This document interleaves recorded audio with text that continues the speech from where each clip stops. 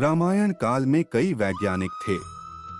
नल, नील, मय, दानव, विश्वकर्मा, अग्निवेश, सुबाहु, ऋषि अगस्त्य, वशिष्ठ, विश्वामित्र आदि कई वैज्ञानिक थे।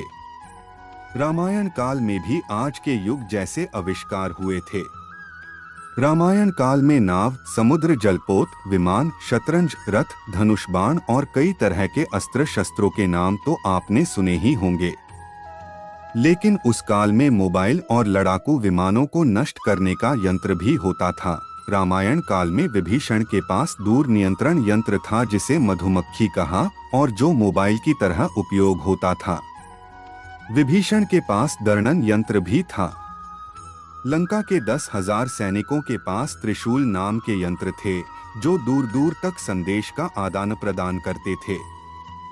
इसके अलावा दर्पण यंत्र भी था जो अंधकार में प्रकाश का आभास प्रकट करता था। लड़ाकू विमानों को नष्ट करने के लिए रावण के पास भस्मलोचन जैसा वैज्ञानिक था जिसने एक विशाल दर्पण यंत्र का निर्माण किया था। इससे प्रकाश पुंज वायुयान पर छोड़ने से यान आकाश में ही नष्ट हो जाते थे।